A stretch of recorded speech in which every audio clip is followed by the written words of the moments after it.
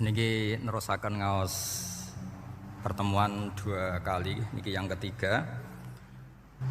Nerasakan kitab Bukhari tentang Fadhailul Quran atau tentang Mukjizatul Quran. Niki teng Bukhari halaman 193 juz 3.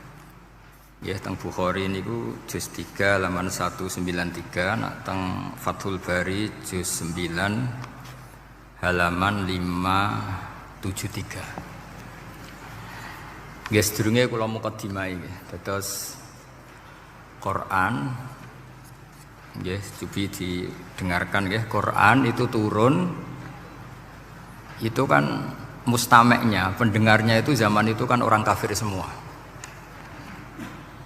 Makanya pertanyaannya itu untuk jadi ahli tafsir itu syaratnya ada enggak? Ya syaratnya ada, harus paham itu. Lalu syaratnya paham itu apa? Untuk Quran itu syaratnya satu, ya dapat hidayat itu. Karena kalau kita pakai standar apapun itu tidak bisa. Karena banyak orang kafir dulu karena punya pengetahuan yang baik tentang uslubul kalamil Arab, itu Quran turun itu memahami dan faham. Ini termasuk yang diceritakan Shahibus Shahih, yaitu Imam Bukhari. Imam Bukhari itu cerita ada orang namanya Jubair bin Mut'im, itu kafir. Seorang lagi ya, Jubair bin Mut'im itu kafir. Dia datang ke Madinah untuk negosiasi Asra Badrin, tawanan perang Badar. Delalah pas itu Rasulullah SAW memimpin sholat maghrib, baca surat Wattur wa kitabim mastur fi raqim mansyur. Si Jubair ini mendengarkan itu kok enak. Nah, dia mulai argumentasi kekafirannya terganggu, logika kekafirannya terganggu. Itu ketika Allah mulai mempertanyakan am khuliqu min ghairi syai'in. Kalau kalian merasa Tuhan, mbok kamu itu merasa hidup tanpa pencipta. Ya sudah, kalau kalian merasa Tuhan sebagai subjek, sebagai aktor sejarah, kalian harus khuliqu min ghairi syai'in. Manusia itu diciptakan tanpa pencipta. Atau amhumul khaliqun, atau kalian memang pencipta. Lalu kalau kalian pencipta, pertanyaannya Allah, am khalaqus samawati wal ard, apa kalian semua atau mereka yang kafir itu pencipta langit dan bumi? Terus bala yuqinun, pasti mereka tidak pernah berpikir sebagai pencipta langit dan bumi. Walhasil ketika surat itu selesai dibaca, Jubair bin Mut'im langsung menemui Rasulullah SAW. Terus dia masuk Islam. Ya, terus dia masuk apa? Islam. Ini bukti bahwa Quran itu bisa difahami orang kafir dan bisa menjadi sababul hidayah. Sebab itu saya pastikan jika Quran itu dikaji orang non-muslim dengan niat belajar, itu harus diberi hak. Wa in ahadum minal musyrikin astajaroka fa'ajirhu hatta yasma'a kalam Allah summa ablihu ma'manah. Jika ada orang kafir minta akad aman supaya dia bisa belajar Quran, harus diberi hak. Karena awal-awal Quran itu saking fasohahnya, saking jameknya, saking jelasnya, bahkan aslama Umar mergo bistimaihi atau bisamaihi ayat Al-Quran. Wa kadzalika aslama Jubair bin Mut'im juga ketika mendengar ayat Quran. Pertanyaannya kan, dia ketika mendengar itu muslim apa masih kafir? Masih apa? Kafir. Dan aslama setelah mendengarkan ayat apa? Quran. Ya, ini nanti saya terangkan secara logika mukjizatnya. Terus ini sekaligus pamit kalian pengurus Menara, juga utamanya Pak Najib, ya Haji Najib. Saya akan suasananya ngaji seperti ini dan insya Allah selalu pakai Bukhari di bab Fadhailul Quran atau Mukjizatul Quran. Nanti setelah niki do ngopi mulai uteke itu merap. Ning Jawa iku ribet niki cara disiplin ngaji ku wis kriminal. Kok ana kopi ana ngaji, mesti wong eling kopi sik. Sajane cara disiplin ngaji ku kriminal. Tapi wong niki mboten disiplin dadi nggih pun kula waca nggih. Bismillahirrahmanirrahim. Ini cerita Islamnya Jubair bin Mut'im. Ya, di Bukhari saya juz 3 halaman 193, kalau di Fathul Bari juz 9 halaman 583. Ini nanti ngaji sampai jam 3. Nanti jadi kalau jam 3 top. Kau yang berketok sampean seneng nanti jam 3. Nah, kita ora paham nggih seperempat jam. Nggih, haddatsana al-Humaydi, haddatsana Sufyan, qala nggih qala haddatsuni 'ani Zuhri an Muhammad bin Jubair bin Mut'im an abihi. Qala sami'tu an-nabiyya sallallahu alaihi wasallam yaqra'u fil maghrib bitur. Falamma balagha hadhil ayat am khuliqu min ghairi syai'in am humul khaliqun. Terus am khalaqus samawati wal ard bal la yuqinun am indahum khazainu rabbika am humul musaytirun. Kada qalbi ayatiron. Kada meh-meh apa qalbi ati ingsun iku ayatira yen to terbang apa qalbi. Hampir hatiku itu hilang, nyaliku sebagai orang kafir itu hilang karena argumentasi saya kalah. Kalah itu ya kalah. Jadi karena Allah itu sangat rasional. Saya berkali-kali kalau ngaji bilang Allah itu zat paling fair, paling kalau boleh dibahasakan tuh ngajak kita sangat-sangat rasional.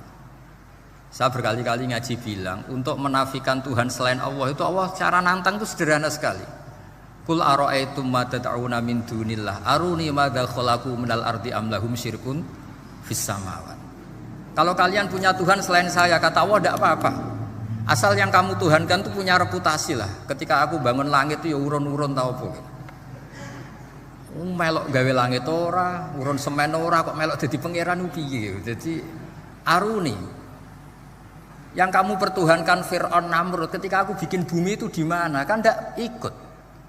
Tahu-tahu lahir di bumi, tahu-tahu sebagai Tuhan. Ini apa-apaan itu. Jadi aruni madza khalaqu minal ardi am lahum syirkun fis sama. Jadi kalau kata Allah, ini yang pikirannya Jubair bin Mut'im, enggak apa-apa kamu tuhankan selain saya kata Allah, tapi am khalaqus samawati wal ard. Apa Lata Uzza Hubal punya reputasi menciptakan langit bumi? Enggak kan balayukinun. Lalu Namrud, Fir'aun dan sebagainya am khuliqu min ghairi syai'in. Apa mereka itu lahir sendiri tanpa pencipta? Enggak juga kan? Nah, logika-logika itulah yang menjadikan Jubair bin Mut'im, Sayyidina Umar, Khalid bin Walid banyak yang menjadi masuk apa? Islam. Tapi logika yang dibangun Quran ini kita sudah mulai lupa. Karena tadi surat iki kasihate ngene, sakake Quran. Waqiah mari di duwe, qiraat nyepetno wong mati kan sudah kasihate itu sudah. Jadi bayan ora mati-mati diwacana surat napa? Qiraat. Dia lupa secara fikih itu hukumnya gimana itu? Apa qatil enggak? Ada orang mau mati tidak mati-mati, kamu bacakan ro'at langsung mati. Ini pembacanya ini kotil apa enggak? Ini harus dibahsul masail di Masjid Menara. Karena sebelum dibacakan ro'at itu enggak mati-mati, setelah dibacakan mati. Ini kategorinya itu kotlun amdul khotok apa khotok sibul khotok apa. Jadi Quran itu menjadi hilang mukjizatnya kalau kita terus ngomong khasiat, waqiah terus mari di duwe ro'at nyepet nawang napa? Mati. Terus surat Baqarah itu mari tolak napa? Apa terkenalin? Tolak santet ya. Ya sebetulnya enggak apa-apa tapi yo sakake Qur'ane lah, jangan ya tetap fungsi dasar Quran ya dabaru napa? Ayat. Mungkin kalau terangkan. Di sini kada qalbi ayatira. Kula waos ya tengene Fathul Bari. Ka'annahu inzi'ajun inda sama'i hadil ayat atau inda sima'i hadil ayat. Kalau maca 2 kali karena kalau sampean di guru sing macane simak. Guruku maca simak Gus Bak sama tak waca ping pindho inda sama'i hadil ayat untuk inda sima'i hadil ayat. Li fahmihi ma'naha wa ma'rifatihi bima tadammanathu. Fa fahima al-hujjata fastadrakaha bilati fi tabih. Wa dzalika min qawlihi am khuliqu min ghairi syai'in. Terus sampai am khuliqu al makna am khuliqu min ghairi khaliqin wa dzalika la yajuzu. Terus li anna ma la wujuda lahu kaifa yakhluq wa idza batalal wajhani qamatil hujjatu alaihim bi anna lahum khaliqan. Begini kalau terangno nggih, mboten sing sampean kulino argumentasi Quran. Ketika Allah menafikan Tuhan selain dirinya, saya ulang lagi, ketika Allah ingin menafikan Tuhan selain dirinya, sebenarnya argumentasinya itu gampang sekali. Kita tahu di awal juz 6 misalnya qul ara'aitum ma tad'una min dunillah, ara'aitum di tafsir-tafsir akhbiruni. Coba saya kasih tahu ara'aitum bi makna apa? Akhbiruni. Coba kasih tahu saya. Kalau mereka itu Tuhan apa reputasinya? Aruni, tunjukkan ke saya. Madza khalaqu minal ardi. Ketika aku menciptakan bumi itu mereka urun apa? Fir'aun lahir di bumi, Namrud di bumi, Nabi Isa di bumi. Semua yang kamu Tuhan kan lahir di bumi. Lalu ketika bumi diciptakan kontribusi mereka itu apa? Mbok kalau yang merasa jadi Tuhan tuh mbok yo gawe lah urun gitu. Gampangane iku yo wong iku ana kualifikasine, nek dadi kiai iku yo tau mutolaah. Tahu ngaji bafail macam-macam lah soalnya. Nak jadi wong sugih itu syaratnya ya diwarisan atau pekerja keras kan kabeh ono syarat. Maksud jadi pangeran tanpa kualifikasi, jadi presiden yang menang di pemilu. Ini jadi Tuhan kok tidak punya reputasi aruni madza khalaqu minal ardi am lahum syirkun fis samawat. Kok jadi Tuhannya bumi ya reputasinya menciptakan bumi. Lah Jubair bin Mut'im itu orang kafir, saya ulang lagi orang kafir. Terus Allah membombardir dengan argumentasi am khalaqus samawati wal ard. Yang kamu tuhankan apa menciptakan langit bumi? Am khuliqu min ghairi syai'in, apa yang kamu tuhankan itu wujud begitu saja tanpa pencipta. Wos pokoknya dibombardir gitu. Sampai beliau tidak kuat akhirnya matur Rasulullah asyhadu alla ilaha illallah wa annaka rasulullah. Jadi dulu itu mukjizatnya Quran itu orang kafir saja tahu. Saking dahsyatnya, logika yang dibangun itu saking dahsyatnya. Dan itu murni argumentasi ilmiah, bukan jimat, mboten. Terus diwaca sakmene ambek poso, mboten enten riyen. Yes, pokoknya memang ilmiah. Saya punya sekian contoh. Sampean boleh nggak percaya, tapi kebangetan ora percaya. Dulu di antara sifatnya Rasulullah, saya sering ya kadang-kadang ya kepengen emosi lah, wong dikandani pangeran kok angel ra karuan. Tapi dulu para nabi itu disifati Allah qad ja'atkum bayyinatum mir rabbikum. Orang-orang kafir dulu disalahkan Allah karena sudah ada bayinah. Bayinah itu kebenaran yang ketok welo-welo, begitu jelas. Sehingga Allah ketika mensifati kekasihnya yaitu Rasulullah SAW, itu status yang ditonjolkan Allah itu apa? Lam yakunil ladzina kafaru min ahlil kitab wal musyrikin namun fakina hatta ta'tiyahumul bayinah. Itu siapa? Rasulun minallah yatlu suhufam mutahharah. Orang kafir yang ngotot terhadap kekafirannya, baik ahli kitab maupun orang musyrik, itu tidak akan tercerabut dari akar kekafiran sehingga datanglah bayinah. Bayinah itu kejelasan yang benar welo-welo. Siapa itu? Rasulun minallah yatslu suhufam. Nah, benar welo-welo itu karena argumentasinya dibenturkan. Saya ulang lagi, dibenturkan. Saya beri sekian contoh argumentasi yang dibenturkan. Saya berkali-kali cerita kalau ngaji. Lama sekali, ya saya ulang lagi, lama sekali cara berpikir orang kafir, entah kafir Cina, entah kafir Quraisy itu sama. Di mana-mana Tuhan itu penyelesai problem. Pikiran mereka kalau problem itu banyak ya Tuhannya harus banyak. Makanya ada dewa petir, dewa dewi keberuntungan macam-macam. Di orang kafir jahiliyah juga sama. Ini Tuhan spesialis hujan, ini Tuhan apa sesuai fungsinya. Sehingga ketika Rasulullah itu datang membawa konsep satu Tuhan, mereka protes.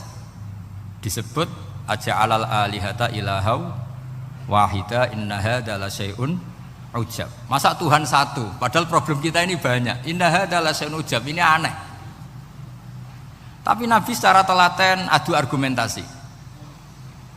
Kalau kamu sebagai pembantu, sebagai budak, lalu majikan Anda banyak, semuanya punya perintah yang beda-beda. Kamu suka apa enggak? Ya tidak suka Muhammad. Enak mana majikan banyak sama majikan satu? Ya enak satu. Tuhan kamu itu majikan kamu. Kalau Tuhan kamu wajikan kamu, kalau Tuhannya banyak, perintahnya beda-beda, habis kamu. Ya sudah amat, Tuhannya satu saja. Itu namanya bayinah. Bayinah itu argumentasi yang enggak terbantahkan. Nah, itu yang disebut hatta ta'tiyahumul. Itu disebut daraba wa mathalar rajulan fihi syuraka mutasyakisuna wa rajulan salamal lirajul. Hal yastawiyani masalah alhamdulillah. Jadi ketika mereka dijak argumentasi, oke mat, kalau majikan banyak itu enak, enak majikan satu. Wa rabbukum sayyidukum, Tuhan kamu itu majikan kamu, maka enak satu. Oke Muhammad, kita terima konsep itu. Alhamdulillah akhirnya mereka Islam. Nah sekarang enggak, berjuang ngamuk ya. Dijak logika itu rapati gelem. Nah, begitu juga tentang syarik. Saya berkali-kali kalau ngaji cerita, saya sebagai manusia mungkin atas nama hati saya sering tidak ikhlas. Tapi atas nama ilmu itu saya ikhlas terus. Enggak pernah tidak ikhlas atas nama ilmu. Saya beri contoh, sampai aku pengen ikhlas permanen. Meskipun aku sepotonganmu ya ikhlas, tapi ini latihan, jenenge latihan. Nah ini saya beri contoh, nanti setelah pulang ngaji ini pasti ikhlas. Secara ilmu paling enggak. Ya saya ulang lagi secara hati, segera roh hati, banyak kepentingan lah jenenge hati. Lama sekali kita ikhlas mengatakan ini putih, ya kan? Kertas ini putih apa hitam? Putih. Kamu ikhlas enggak? Ikhlas kan? Enggak ada yang bayar kan? Kamu mengatakan putih kan enggak tak bayar. Terus peci saya ini orang pasti sepakat ini hitam. Dan lama sekali orang mengatakan ini hitam tanpa ada yang gaji. Nah kenapa kita ikhlas? Karena memang faktanya ini putih, sehingga kita katakan putih. Peci hitam faktanya juga hitam, sehingga kita katakan. Pertanyaannya, kenapa ketika Allah kamu katakan Tuhan, kamu udah ikhlas? Padahal kamu mengatakan ini putih-putih, gak ada yang gaji juga mau. Alasannya apa? Karena ini fakta. Gitu. Sekarang Allah Tuhan itu fakta apa enggak? Fakta. Loh kenapa untuk mengatakan Allah Tuhan kamu nunggu opah? Lho iku ngawur tau ora cara ilmu. Mboten ngawur mboten. Ngawur kan? Harusnya kalau mengatakan fakta itu yang ikhlas. Putih kita katakan putih, hitam kita katakan hitam, meskipun enggak ada yang bayar. Nah itu ilmu. Maka kalau kita dengan ilmu nyembah Allah mesti ikhlas. Ya Allah memang kau Tuhan ya tak sembah. Atas nama ilmu loh, saya ulang lagi, atas nama. Tapi kalau atas nama hati, Gusti nggih nyembah lah Gusti nyuwun opah lah kula niku kan. Maksudnya ku yo piye no, dadi ribet. Makanya di bab fakta itu Allah ngendikan waman azlamu mimman abadani li jannatin aw narin. Laulam akhluq jannatan wala naron alam akun ahlan al-ta'ah. Siapa yang lebih zalim ketimbang orang yang menyembah saya yang karena takut surga atau ingin masuk surga atau takut neraka. Andai kan saya sebagai Tuhan tidak menciptakan surga atau neraka, apa terus saya tidak dituhankan? Umpama pangeran ragai swarga neraka tetap pangeran tora, tetap pangeran kan? Jadi ilmu itu beda dengan rasa, ilmu itu pasti objektif. Nah, dulu saya ulang lagi, orang kafir itu dijak begitu itu mau. Sehingga ketika mereka Islam hari pertama saat itu juga langsung ikhlas karena logikanya permanen. Saya beri contoh ya. Orang kafir itu kan pernah nganggap fungsi Lata, Uzza, Hubal, Manat itu setingkat sama Allah. Padahal mereka oleh mereka dianggap syarik, dianggap setara, dianggap mitra, dianggap sederajat dengan Allah. Sehingga mereka diceritakan Allah balhum qaumu ya'dilun. Mereka komunitas kaum yang menyamakan selain Allah dengan Allah. Padahal gak mungkin kan, selain Allah setara dengan Allah kan gak mungkin. Iku dulu lan nerangno kangelane sak pole. Cara gurune kuwi. Iki gurune Kanjeng Nabi Muhammad sallallahu alaihi wasallam. Iku nerangkan sekali itu orang kafir paham semua dan semuanya masuk Islam. Itu hebatnya bayinah hatta ta'tiyahumul bayin. Nabi cara nerangkan diajari Allah begini. Misalnya saya kerja keras, kemudian beli Innova. Ya, atau adol warisan beli Innova. Kemungkinannya kan kerja keras atau warisan. Utawa ngerayu mertua kelar tuku Innova, kemungkinan itu sing rodok dake itu jalur pintas ngerayu mertua. Lewat bojone maksudnya. Semacam-macam lah. Apapun itu ciri khas pemilik itu enggak ingin orang lain itu setara dengan dia. Kue kerja keras nabung puluhan tahun beli Innova, kemudian teman kamu udah ikut beli, cara menguasai Innova itu sama dengan kamu. Nak nyiler atau pamit atau bensin ini sak enak ide. Kue mangkel gak kira-kira? Kamu punya rumah, terus ana wong mlebu slonang-slonong kayak pemilik, kamu mangkel enggak? Mangkel. Nah, Allah cara membuat tamsil itu ya begitu. Halakum mimma malakat aimanukum min syuraka fi ma razaqnakum fa antum fihi sawa takhafunahum ka khifatikum anfusakum. Coba kalau kamu punya barang, kata Allah, kamu punya barang, punya sesuatu dan itu milik kamu karena kamu yang beli. Kemudian ada orang lain yang cara memilikinya sama dengan kamu. Mau enggak kamu seperti itu? Ya enggak mau Muhammad, ini milik saya kok ada orang lain yang merasa setara dengan saya, enggak mau saya. Kalau orang lain mau pinjam ya harus ngemis-ngemis lah, harus dodok-dodok. Ya seperti itu Allah itu bumi itu yang menciptakan Allah sendiri. Kemudian kamu menyertakan orang yang tidak ikut menciptakan setara dengan Allah, ini apa-apaan? Oke Mat, kalau gitu Allah la syarikalah. Jadi itu tamsil apa? Saya ulang lagi ya, kalau kamu beli Innova, mau nggak ada orang lain yang cara menguasai Innova itu setara dengan kamu? Mau nggak? Nggak mau kan? Bahkan istri saja nak nganggo kudu pamit. Nak lagi nengan, arawan nengan ya oleh. Tapi apapun itu kan tetap saja harus pamit, harus prosedur. Namanya ndak ikut punya. Nah itu kemampuan ini yang mulai hilang di umat Rasulullah. Jadi Nabi itu punya fatona. Fatona itu kecerdasan untuk memberi penjelasan. Disebut orang kafir itu tidak akan infikak, tercerabut dari cara berpikir mereka, munfakin hatta ta'tiyahumul. La bayina itu siapa? Rasulun minallah yatlu suhufam mutahhar. Jadi Nabi itu kalau memberi penjelasan itu gampang sekali. Baik itu penjelasan akidah maupun penjelasan fikih. Dulu di Medina itu abkhosun nasi kailan. Orang Madinah itu orang paling curang kalau dagang dulu sebelum Rasulullah datang. Sehingga misalnya mau beli pelem itu mangga itu, pentil ya dihitung pelem. Jadi busron itu kurma pentil ya dihitung kurma. Misalnya kulaan pari hijau ijo wis dituku, padahal urung jelas dadi padi.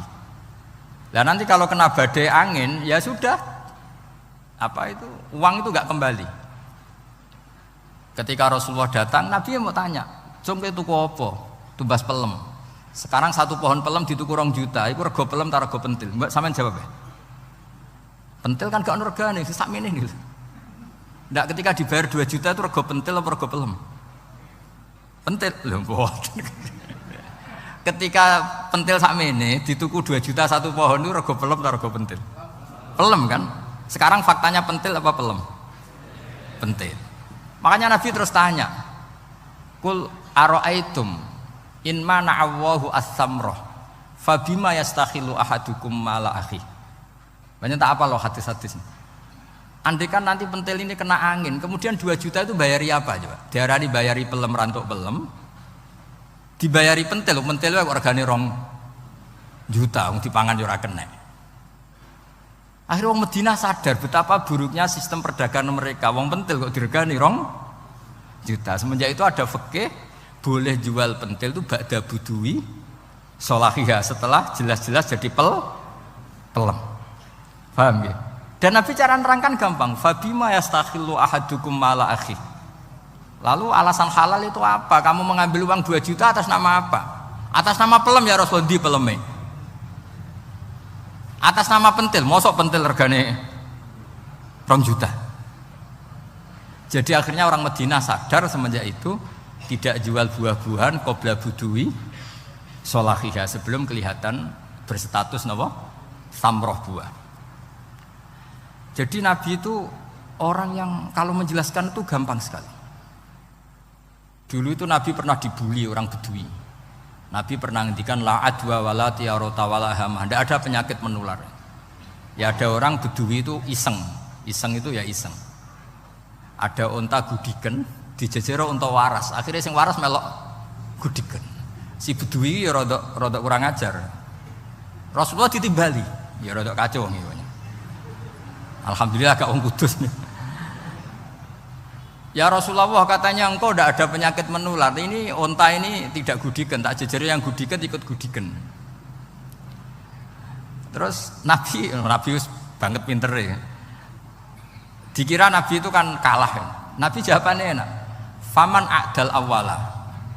Semua rawi membaca al awwala. Mongko te sapa ada maringi nular sapa man al awwala sing pertama. Ya nek iki jarimu ketularan iki, lha iki ketularan sapa? Sing pertama gudiken. Wah iku asli lah ya maksudku ya sing iki. Jadi Nabi itu gak pernah kalah kalau argumentasi. Nah sekarang banyak umatnya Nabi, tambah soleh itu tambah rapati iso mikir biasanya. Makanya Mbah Mun terkenal bikin jargon zada khuzuan, zada jalan ini. Karena kemampuan fatona itu juga harus diwaris. Saya beri contoh ini ngaji hujjah, ini masih ngaji tentang Quran. Biar kamu tahu kualitas Quran itu mukjiz betul. Ini tak bacakan 2 kitab yang permanen itu Bukhari. Saya bawa usul fikih yang dikarang Abu Bakar Al-Baqilani, gurunya Imam Haromen. Jadi mbah gurunya Imam Ghazali. Imam Ghazali ngaji Imam Haromen, Imam Haromen ngaji namanya Syekh Abu Bakar Al-Baqilani. Itu orang top, orang terkenal sekali. Itu ngarang kitab namanya I'jazul Quran, itu yang dipakai hampir semua ulama itu. Saya pernah belajar itu pas musim haji. Saking sakralnya kitab itu tak baca berkali-kali pas musim haji, I'jazul Quran. Orang kafir itu kan otaknya sudah error, tapi kandanannya angel. Dan itu kalau kita salah ngelola argumen itu bisa kalah. Gitu. Saya beri contoh. Ya. Ketika Nabi Musa memaklumatkan sebagai nabi, itu Fir'aun tanya, "Wama Rabbul Alamin?" Lalu Tuhan Rabbul Alamin itu siapa? Jawabnya Musa ge normatif, Rabbus samawati wal ard, yang nuhani langit dan bumi. Fir'aun enak aja gampang. Ma'alim tulakum min ilahin ghairi. Saya jalan-jalan kemana-mana yang dituhankan di bumi saya, berarti ya saya Tuhan. Soal kemungkinan Tuhan di langit, terus Haman dipanggil. Haman itu arsitekturnya Fir'aun. Ya Haman ibnili sorkhal la'ali abluhul asbab as-samawati fa'attali'a ila ilahi Musa. Haman bikinkan piramida yang tinggi supaya saya bisa melihat Fir'aun. Tuhannya siapa? Musa. Wa inni la'adzunuhu kadziba. Diulang beberapa ayat, ada yang wa inna la'udzunuhu minal kadzibin, itu ada beberapa ayat malah. Musa kan kaget. Oh ini nak piramida dadi Fir'aun munggah mesti ra roh pangeran. Wong sing aku nabi ora tau roh langsung pomene santri ta barang ora roh. Ini kan Fir'aun Musa akhirnya bingung. Lagi misalnya munggah tenan mesti ra roh Allah, padahal kata Musa, kata siapa Fir'aun? Ibnili sorkhal la'ali abluhul asbab as-samawati fa'attali'a ila ilahi Musa. Kemudian saya bisa melihat Tuhannya siapa? Musa. Wah jari Musa, wah perono ya, nak munggah tenan tetep ra roh Allah, jari Allah gak ono. Wong Fir'aun wis kadung geblek. Angger gak roh berarti gak ono. Apa yang dilakukan Nabi Musa? Beralih argumen. Saya ulang lagi, beralih argumen. Ya sudah, definisinya tidak seperti itu. Tuhan definisinya tak rubah. Rabbukum wa rabbu abaikumul awwalin. Sing mengerani buyutem. Wah, itu langsung sak majelis separuh itu iman. Wah, ini nak Fir'aun pangeran, buyut-buyutnya rano pangeran. Karena pangerannya datang terlambat. Ini aneh, pangeran dhisik buyute piye? Wong buyute ra pangeran kok putune pangeran. Akhirnya Fir'aun langsung cara Jawa asemane wah entek. Nah, makanya kalau Syekh Nawawi ngendikan, kalau debat kok wis muring-muring wis ra ilmiah. Makanya terus Fir'aun la'as alannaka minal masjunin, tak penjara gue. Dia sudah ada ilmiah lagi. Ketika Rabbus samawati wal ardi, Fir'aun masih berusaha ilmiah. Saya kemana-mana dituhankan fil ardi, maksudnya di bumi. Soal kemungkinan di langit, saya nanti bikin bangunan mau lihat Tuhanmu Musa. Tapi ketika dipojokkan dengan Rabbukum wa rabbu abaikumul awwalin, yang nuhani nenek moyang kamu, entek Fir'aun. Waduh, aku di bapak di mbah. Mbahku ora pangeran kok putune pangeran. Berarti mbahku tanpa apa? Pangeran. Wah ribet nih. Penjara Musa. Jadi emosi deh karena sudah enggak bisa debat sudah. Jadi semua nabi itu ciri khasnya itu punya kemampuan argumentatif. Makanya nabi itu harus fatona, harus punya kecerdasan.